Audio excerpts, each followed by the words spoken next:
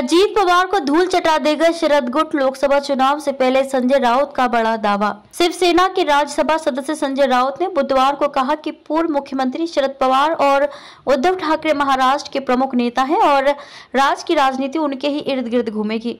राउत ने कहा कि राष्ट्रवादी कांग्रेस पार्टी का शरद पवार नीति गुट 2024 के लोकसभा चुनावों में उप मुख्यमंत्री अजीत पवार की अगुवाई वाले बागी समूह को पराजित कर देगा। राउत ने पत्रकारों से कहा कि इससे कोई फर्क नहीं पड़ता कि शरद पवार और उनके भतीजे अजीत पवार जुलाई में पार्टी में विभाजन के बाद एक साथ दिख रहे हैं। 2024 में शरद पवार गुट अजीत पवार को धूल चटा देगा। राज्य की राजनीति शरद पवार और उद्धव ठाकरे के इर्द गिर्द ही घूमेगी। उन्होंने दावा किया कि कांग्रेस उन सभी 5 राज्यों में जीत हासिल करेगी जहां नवंबर में विधानसभा चुनाव हो रहे हैं, जिनमें से मिजोरम में मतदान हो चुका है। राहुल गांधी से डरती है बीजेपी। उन्होंने कहा कि ये 2024 के लोकसभा चुनावों के लिए माहौल तैयार करेगा। प्रधानमंत्री नरेंद्र मोदी द्वारा मंगलवार को मध्य प्रदेश की एक चुनावी रैली में कांग्रेस के पूर्व अध्यक्ष राहुल गांधी को मूर्खों का सरदार कहे जाने के बारे में पूछे जाने पर राउत ने कहा कि यह केरल से लोकसभा सदस्य से बीजेपी के डर को दर्शाता है।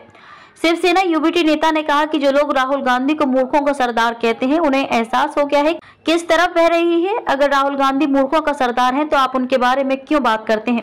अगर आप दिन रात उनकी आलोचना कर रहे हैं तो ये राहुल से बीजेपी के डर को दर्शाता है। राउत ने कहा कि शिवसेना यूबीटी अध्यक्ष उद्धव ठाकरे दिवाली के बाद राज्यव्यापी दौरे पर निकलेंगे।